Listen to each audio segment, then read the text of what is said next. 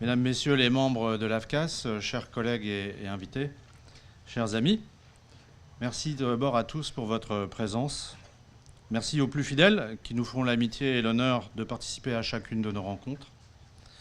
Et bien sûr à ceux qui nous ont fait confiance en participant au congrès AFCAS-Arthas de septembre 2012.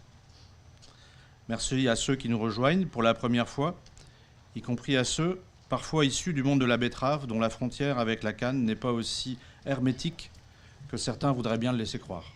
Comme chaque année, nous sommes heureux de vous retrouver, vous qui êtes les principaux acteurs français de la canne à sucre, que vous veniez de l'île de la Réunion, Bernard, je ne sais plus où il est, voilà, de la Guadeloupe, mais aussi de la métropole avec les représentants du CIRAD à Montpellier, qu'elle soit la délégation francophone, qu'elle soit européenne ou d'Afrique, le Maroc, la Côte d'Ivoire qui vient d'arriver à l'instant, le Congo, le Burkina Faso, l'Afrique du Sud et bien sûr l'île Maurice. En 2012, nous avions eu la chance de nous retrouver à La Réunion et de nombreuses communications de grande qualité y avaient été proposées. Je vous invite d'ailleurs à les consulter sur le site internet de l'AFCAS et je crois pouvoir vous dire que ces actes sont désormais disponibles sous format papier. Bernard Sigmund, président de l'Arthas, présent dans cette salle, vous en dira quelques mots en fin de matinée et vous expliquera comment les obtenir. À La Réunion, nous étions donc résolument tournés vers l'avenir avec une vision long terme, orientée vers les concepts de bioraffinerie. Cette année, nous serons bien plus terre à terre car nous sommes rappelés aux réalités par des cours mondiaux qui ne cessent de se dégrader et de nous rapprocher des pires moments de 2008. La sérénité qui nous animait lors de nos dernières rencontres s'est donc éloignée, mais cela ne nous empêchera pas de continuer dans l'esprit que nos anciens ont voulu lorsqu'ils ont créé l'AFCAS il y a quelques années et qui, une fois de plus, répondent présents ce matin. Merci à vous, Roger Claus. Merci à vous, Roland Fauconnier, si vous êtes arrivés. Bienvenue donc à tous pour cette 19e rencontre. Bienvenue aussi à Philippe Chalmin, notre invité d'honneur qui nous rejoindra dans quelques minutes. Si beaucoup d'entre vous le connaissent, je voudrais profiter de son absence pour en brosser un portrait rapide. Philippe Chalmin est diplômé de l'École des hautes études commerciales, agrégé d'histoire, docteur d'État ès-lettres et sciences humaines. Il est depuis 2006 professeur des universités titulaires en histoire contemporaine et directeur du DESS puis Master 2 en affaires internationales. De plus, il est également conseiller du commerce extérieur de la France, membre du Conseil de prospective européenne et internationale pour l'agriculture et l'alimentation, consultant de la Banque mondiale et fut membre du Conseil d'analyse économique auprès du Premier ministre. Spécialiste du marché des matières premières, il coordonne depuis 1986 la publication du rapport Cyclope sur les marchés mondiaux. Ce rapport publie chaque année un dossier complet sur l'état et les perspectives des marchés mondiaux de matières premières. Philippe Chalmin est également le fondateur et l'animateur depuis 2000 du Club Ulysse, l'un des principaux clubs d'économistes français. Chroniqueur sur iTélé, mais aussi sur France Musique, il signe également de nombreuses chroniques dans la presse écrite. Il est chevalier de l'Ordre de la Légion d'honneur, de l'Ordre national du mérite et de l'Ordre du mérite agricole. En outre, il a reçu la médaille d'or de l'Académie d'agriculture. Autant dire que Philippe Chalmin va nous placer en plein milieu de l'actualité. Actualité que nous allons ouvrir avec Olivier Crassard, qui reprend le flambeau cette année, afin de nous donner son analyse de la situation du marché mondial du sucre. J'avoue que je suis assez impatient de l'entendre, en espérant trouver dans sa présentation quelques réponses aux questions qui nous taraudent tous. Une seule certitude, le Brésil est une nouvelle fois une des clés du marché. Une des clés déjà en la nomination à la tête de l'OMC du Brésilien Roberto Azevedo, marquée par la signature à Bali il y a 10 jours d'un accord historique appelé Doha Light, que certains ont traité de décaféiné et que l'on pourrait même compléter par son sucre ajouté.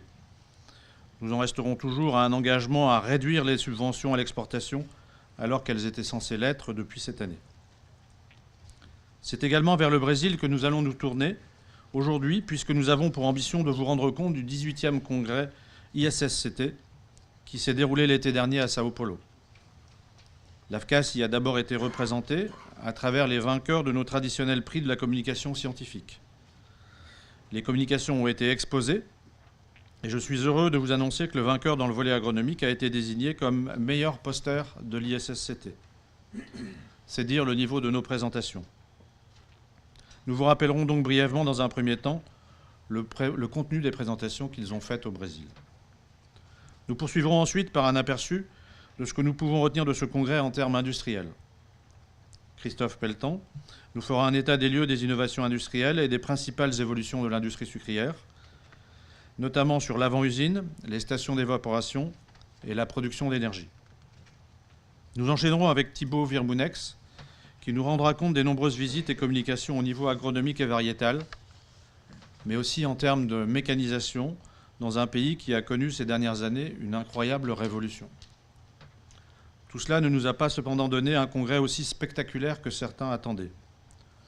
Mais n'oublions pas qu'il s'est tenu dans une ambiance tendue de crise sociale et de cours mondial du sucre morose. Malgré quelques ratés logistiques qui ne surprendront pas les habitués du Brésil, le pré-congrès fut assez riche avec des rencontres et visites de qualité dans les domaines des opérations agricoles, de la recherche et développement, de la technologie sucrière et des coproduits. De même, les exposants, sans être aussi nombreux que nous le souhaitions, étaient de qualité. Au niveau industriel, Dedini bien sûr, les Indiens venus en force avec Utam Sucrotech, Isgec et Praj, mais aussi les Européens présents au Brésil tels que Desmet et Fiv et enfin le Sud-Africain Bosch Projects. Au niveau mécanisation, Santal, le régional de l'étape, KZH et John Deere. Et au niveau de l'irrigation, Netafim et Vallée, sans compter bien d'autres exposants. De qualité également, les présentations à la mesure de la puissance sucrière brésilienne. Prenons simplement 2 exemples.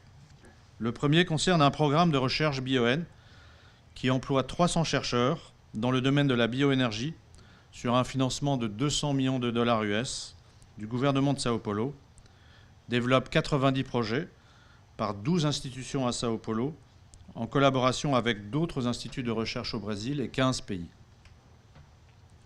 Le second exemple que je voudrais partager avec vous ce matin concerne l'énergie. En effet, le mois dernier a marqué un record dans l'énergie électrique produite au Brésil à partir de la bagasse et a atteint un total de 11 250 MW à partir de 474 centrales en exploitation.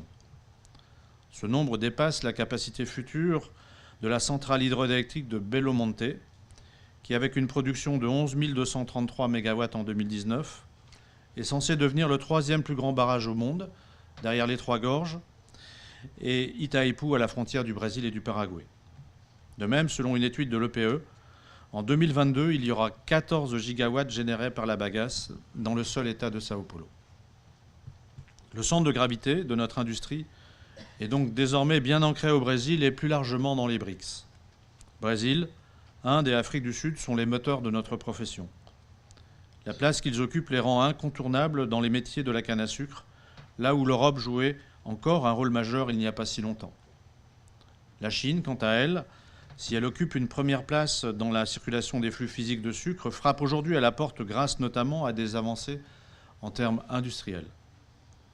Ce dynamisme technologique, s'il s'accompagne d'une amélioration des performances, subit néanmoins les effets de la crise de croissance traversée par ces pays et parvient à peine à compenser les hausses de coûts. Cette crise de croissance, ces hausses de coûts, a pu être supportée ces dernières années par les producteurs grâce à la hausse du cours mondial. Qu'en est-il aujourd'hui ? En toute logique, un fossé aurait dû se creuser entre ce géant et les autres producteurs des autres continents. Je n'en suis pas sûr, car ces leaders doivent s'aligner sur les standards des pays dits développés, en termes notamment de responsabilité sociétale des entreprises, ne serait-ce que par les prises de participation de certains grands groupes sucriers européens. Cet actionnariat globalisé implique en conséquence la prise en compte d'une dynamique globalisée de développement durable, afin d'améliorer les conditions sociales et environnementales du secteur sucre, biocarburant, cogénération. On ne se contente plus désormais de brûler la canne, de la broyer et d'en tirer le meilleur profit par un mix sucre, éthanol, énergie. Il s'agit désormais de prendre en compte les impacts sociaux et environnementaux, tant en interne à l'entreprise que vis-à-vis des communautés environnantes. Cela est d'autant plus vrai pour les projets nouveaux, grâce souvent aux bailleurs de fonds qui accompagnent les promoteurs dans cette démarche. Voilà donc qui finira probablement par niveler les performances d'unités qui ont connu des chemins souvent très différents. Voilà qui contribuera tôt ou tard à relever les cours du sucre. Voilà enfin qui doit nous conduire à l'optimisme, si tant est que les États accompagnent véritablement notre secteur dans une mue qui sera longue et difficile.